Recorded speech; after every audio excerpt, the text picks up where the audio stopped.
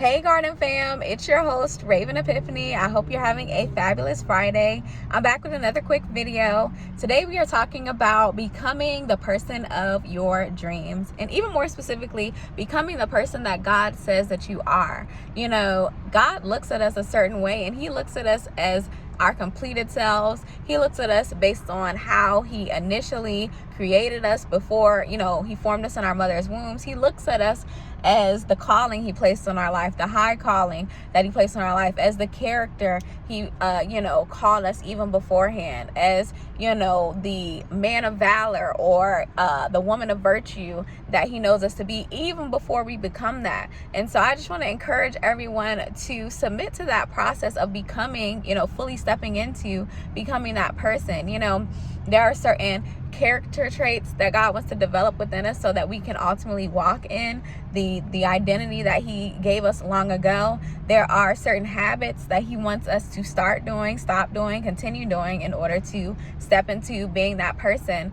He wants to develop our capacity. He wants to develop, our character overall so that we are built up enough to sustain the places and spaces that He wants to take us into. And so, when I say become the person of your dreams, there's also, things that He places within us that we innately know that we are meant to be. You know that you're meant to be a husband. You know that you're meant to be a wife. You know you're meant to be a CEO. You know that you're meant to be a doctor, a lawyer, a business owner, a mother, a father, I don't know, insert whatever purpose here. You know that you're meant to be that, but the knowing that comes, it comes often before that development comes, right? In the world, you don't always have to have good character in order to obtain certain things. But when it's from God, God is definitely concerned about our character being able to sustain the places and spaces and things that He is bringing us into. And so, intentionally submitting to that process looks like not only obeying God's instructions, but also being intentional to become a better person. And I'm not talking about fixing yourself, because I talked previously about that constant hamster wheel of trying to fix everything that's quote unquote broken about yourself. But when I say, intentionally becoming a better person, I mean, doing things with integrity, like intentionally choosing to do things with integrity, intentionally choosing to walk in honesty, and intentionally choosing to, stick by a certain set of values, even sitting and establishing what those values are, and then choosing, I'm going to walk in these continually. Now, it's a journey, so you may not, write those down and then automatically tomorrow, your whole life is changing, you're walking in that. But there is an intentional decision that has to be made that I want to get, I want to be the fullness of who God, saw me to be long ago. And that, a large part of that, the promise is the promise, including, the purpose is the purpose, the promise is the promise, the calling is the calling, the assignment is the assignment. But there is a certain level of character that is needed to sustain that assignment. And you can, if you skip that part, the character development part, you can ultimately get to the place that you are, supposed to be in, and not be weighty enough to carry it, not be weighty enough to uphold it and steward it well, because your character hasn't caught up to the space that you're in, to the gifts you're operating in, to the mantle you're carrying, to the office you're walking in, to the role that you are playing. If your character has not caught up, it's going to feel way more weighty than it ought to, and then it would if your character was there to sustain you.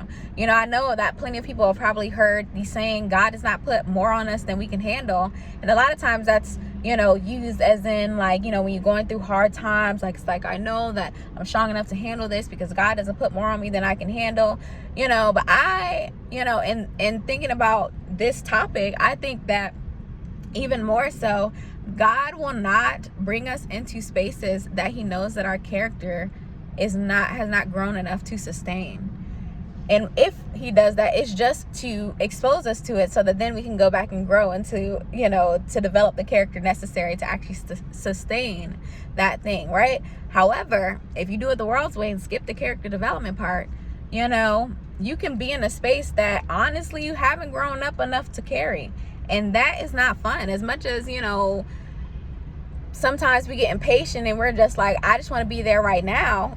If we don't submit to and intentionally go through the character development process, we can get there by our own means and not be the person that we need to be in order to steward it well, in order to have the wisdom for it, in order to have the character to sustain it. And I believe that that's often what happens when, people go from 0 to 100 without doing the behind the scenes work, on themselves with the Lord, etc. When we see like scandals and things pop up, people who have done character development make mistakes as well. But when there's no character development, it's just any day now. You can kind of expect that the possibility of someone falling or doing something that, they should not be doing in the office or in the space or the role that they are playing, we can expect that that's going to come, right? And so none of us want to be that person. We want to make sure that even if it has to take a while, I'd rather be the fullness of the person I need to be to walk into the space. And I'm not talking about perfection, because that's not what's expected of us, but I mean a standing ground of character, a standing ground of preparation, a standing ground of being fortified in our identity in Christ first, and then in our specific identity of what he specifically called us. And intentionally being the type of person that will be able to steward any role, and especially the roles that God actually has for us. Like, you don't want to get there and your character be on kindergarten level when you need to be fully grown up, right? Like, as long as sometimes the journey may take, it is a gracious thing for God to take us through a journey to make sure we are prepared for what we go into. When we look at people like David versus Saul did not have any preparation time. He got anointed and appointed and he was king immediately. He was taken from being nobody to being king and did not get that character development time. And, I often wonder, God, how come you didn't give him the character development time? I don't know the answer to that, but I can compare it to David, who, David made his mistakes, but we can see a difference in the way that they stewarded the kingship when they got there. We can see that because David went through multiple processes, and I'm going to talk more about David's processes soon, God willing, but because David went through the process with God, when he got there, his character was enough to sustain where God had called him to, because he submitted to that process of being the shepherd and then being a leader over a small group, being a musician in the palace but not yet the king in the palace, and all the rest of that.